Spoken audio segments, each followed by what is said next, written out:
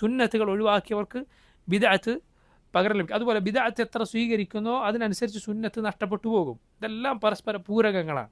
ഒന്ന് ചെയ്താൽ അടുത്തത് സംഭവിക്കും. നിങ്ങൾ നോക്കൂ, ബിദ്അത്തിൻ്റെ പല ആഘോഷങ്ങളും, ബിദ്അത്ത് ഇല്ലാത്ത പല നോമ്പൊക്കെ എടുക്കാൻ നിൽക്കുന്ന ആളുകൾ നോക്കി നിങ്ങൾ, സുന്നത്തായ പല നോമ്പുകൾ അവർക്ക് അറിയാനുണ്ടാവില്ല. അങ്ങനെ ഒരു ശീലമേ ഉണ്ടാവുകയില്ല. റജബ് 27 നബി സല്ലല്ലാഹു അലൈഹി വസല്ലമയുടെ മിഅ്റാജ് നടന്ന രാത്രിയാണത് എന്ന് പറഞ്ഞ് നോമ്പെടുക്കുന്ന ആളുകളുണ്ട്. അല്ലാഹുവിൻ്റെ റസൂൽ സല്ലല്ലാഹു അലൈഹി വസല്ലമയുടെ ജീവിതത്തിലെ സുപ്രധാനമായ സംഭവങ്ങളാണ് ഇസ്രാവും മിഅ്റാജും. പക്ഷേ അത് റജബ് 27 നടന്നത് എന്നതിന് യാതൊരു തെളിവുമില്ല.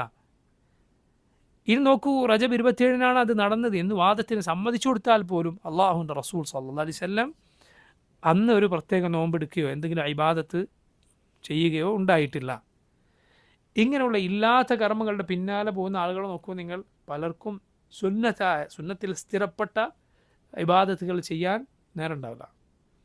അവരുടെ ശരീരത്തിൽ പോലും ഒരു ചെലവില്ലാതെ നടപ്പിലാക്കാൻ പറ്റുന്ന സുന്നത്തുകൾ പോലും നടപ്പിലാക്കുന്നത് കാണുകയില്ല. അത് വിസ്മരിക്കപ്പെടും ബിദ്അത്ത് സ്വീകരിച്ചാൽ.